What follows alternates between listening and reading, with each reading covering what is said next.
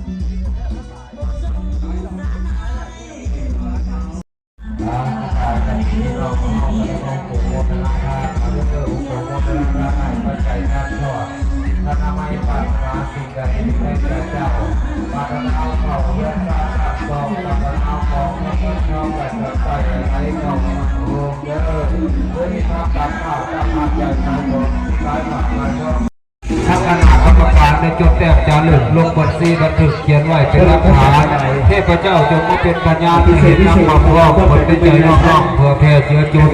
ขอให้เป็นทรงบุญรักษานี่และศาสนาเป็นคนทานราคาประเสริฐเลิศผล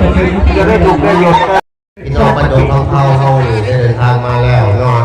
ข่าวขาวตามน้ำของบ้านดงของเขาพี่น้องเดินเด้อทางแปะวันแรกแก่เขาเนาะ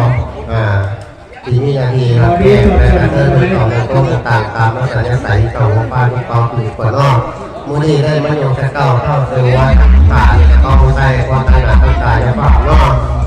เด้อถ้าประกอบถ้าประสงค์ถ้าโลกถ้าป้องให้ถ้าประเหตุให้ใครห่างเสนว่าถ้าประทาบุญจงมาถึงถ้าแก่แก่การวัดนั้นในคิวกันถูกต้องอย่าได้มองแต่สอบผู้ป่วยคนรักสู้ฟังงานขอให้สุดยอดในตัวจ่าภาพเดือดสุดในโมงคนแดนถูกคนยังใส่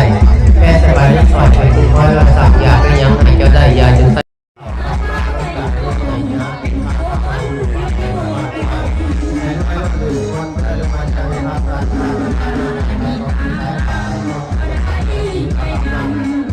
เคย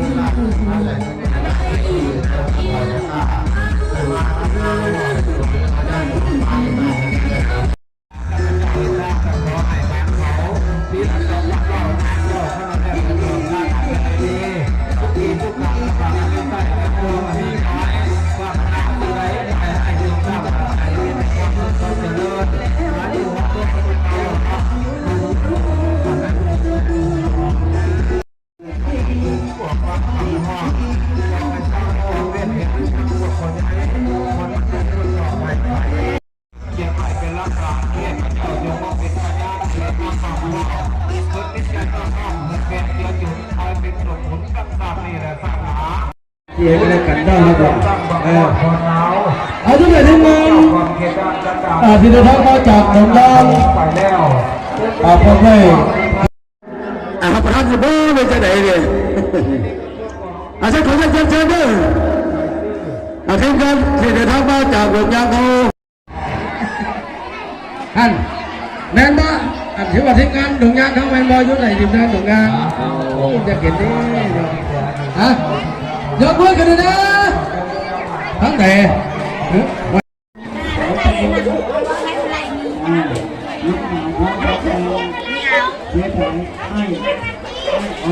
ไปแต่พูดนี่พูดก็ปฏิเสธไปจะมีเขามาจะว่า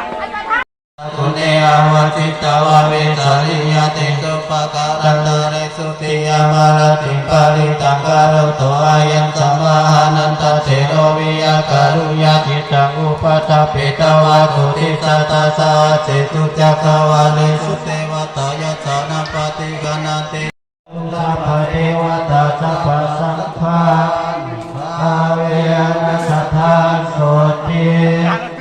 อาวันตุเต